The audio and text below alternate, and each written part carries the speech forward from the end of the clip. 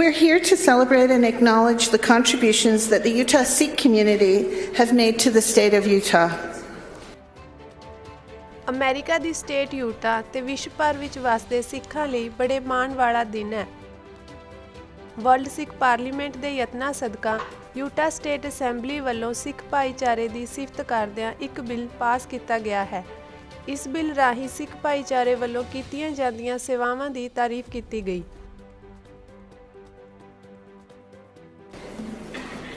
Sikhs live by three cardinal values: to live in divine consciousness, to earn a living honestly, and to share generously. I have witnessed whenever there is a need in my community, you will see members of the Sikh community helping and providing assistance wherever needed, from delivering food and supplies to offering a kind word of encouragement.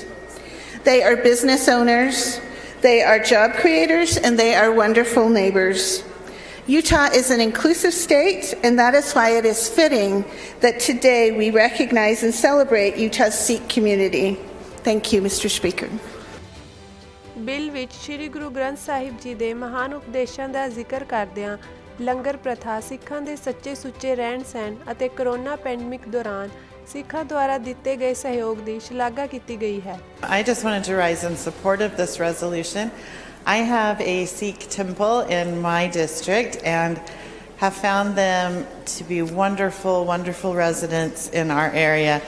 And those three principles that you mentioned, consciousness, generosity, their graciousness, I just think they're a wonderful asset to Utah, and I am grateful to have the Sikhs. ਇਸ ਮਤੇ ਰਾਹੀਂ Utah state ਨੇ ਸ਼੍ਰੀ ਗੁਰੂ ਗ੍ਰੰਥ ਸਾਹਿਬ ਜੀ ਨੂੰ ਜਾਗਤ ਜੋਤ ਅਤੇ ਸਿੱਖਾਂ ਦੇ ਸਦੀਵੀ ਗੁਰੂ ਵਜੋਂ ਮਾਨਤਾ ਦਿੱਤੀ ਹੈ।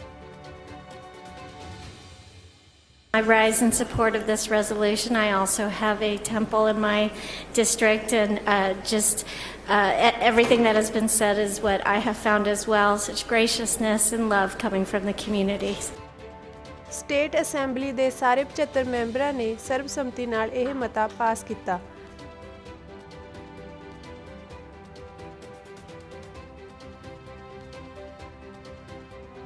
ਇਹ ਮਤਾ ਯੂਟਾ ਸਟੇਟ ਦੇ ਜਨਰਲ ਅਸੈਂਬਲੀ ਮੈਂਬਰ ਕਲੇਅਰ ਕੁਲਾਰਡ ਦੁਆਰਾ ਪੇਸ਼ ਕੀਤਾ ਗਿਆ ਸੀ।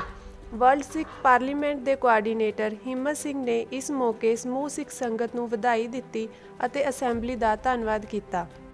ਵਾਹਿਗੁਰੂ ਜੀ ਕਾ ਖਾਲਸਾ, ਵਾਹਿਗੁਰੂ ਜੀ ਕੀ ਫਤਿਹ। ਅੱਜ ਯੂਟਾ ਸਟੇਟ ਦੇ ਸਿੱਖਾਂ ਵਾਸਤੇ ਹੀ ਨਹੀਂ, ਪੂਰੇ ਵਿਸ਼ਵ ਦੇ ਸਿੱਖਾਂ ਵਾਸਤੇ ਖੁਸ਼ੀਆਂ ਦਾ ਦਿਨ ਆ, ਕਿਉਂਕਿ ਯੂਟਾ ਦੀ ਸਟੇਟ ਜਿਹੜੀ ਕਿ 11ਵੇਂ ਨੰਬਰ ਤੇ ਆਉਂਦੀ ਅਮਰੀਕਾ ਦੇ ਵਿੱਚ, ਅੱਜ ਇਸ ਹਾਊਸ ਦੇ ਪਿੱਛੇ ਸਾਡੇ ਬਿਲਡਿੰਗ ਆ ਜਿੱਥੇ ਸਟੇਟ ਹਾਊਸ ਦੇ ਵਿੱਚ ਇੱਕ ਬਿੱਲ ਪਾਸ ਹੋਇਆ।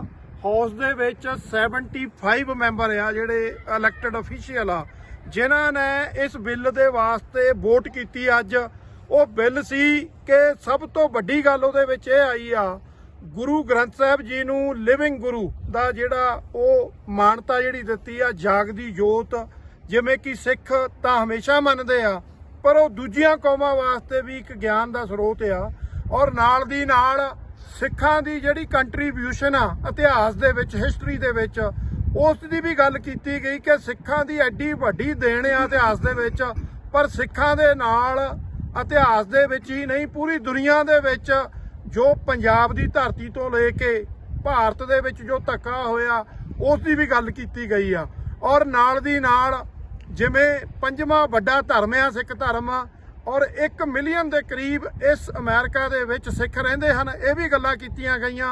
ਔਰ ਨਾਲ ਦੀ ਨਾਲ ਗੁਰੂ ਰਾਮਦਾਸ ਸਾਹਿਬ ਜੀ ਦੇ ਦਰ ਦੇ ਉੱਤੇ 1 ਲੱਖ ਪ੍ਰਾਣੀ ਜੋ ਹਰ ਰੋਜ਼ ਲੰਗਰ ਛਕਦਾ, ਉਹਦੀ ਵੀ ਗੱਲ ਕੀਤੀ ਗਈ ਆ ਗੁਰੂ ਰਾਮਦਾਸ ਸਾਹਿਬ ਜੀ ਦੇ ਦਰ ਦੀ। ਔਰ ਨਾਲ ਦੀ ਨਾਲ ਇਹ ਵੀ ਕਿਹਾ ਗਿਆ ਆ ਕਿ ਜਿਹੜਾ ਯੂਟਾ ਸਟੇਟ ਆ, ਦੂਜੀਆਂ ਕਮਿਊਨਿਟੀਆਂ ਨੂੰ ਦੱਸਣ ਵਾਸਤੇ ਕਿ ਸਿੱਖ ਕੌਣ ਆ, ਇਹ ਵੀ ਜਾਗਰੂਕਤਾ ਜਿਹੜੀ ਉਹ ਫੈਲਾਈ ਜਾਏਗੀ। ਉਹਦੇ ਨਾਲ ਜਿਹੜੇ ਨਵੇਂ ਬਿੱਲ ਜਿਹੜੇ ਯੂਟਾ ਸਟੇਟ ਦੇ ਵਿੱਚ ਉਹ ਪਾਸ ਹੋਣਗੇ, ਗੁਰੂ ਗ੍ਰੰਥ ਸਾਹਿਬ ਜੀ ਦੀ ਰੋਸ਼ਨੀ ਬਾਣੀ ਤੋਂ ਸੇਧ ਲੈਂਦੇ ਆ, ਉਹਦੀ ਵੀ ਜਿਹੜੀ ਗੱਲ ਕੀਤੀ ਗਈ ਆ।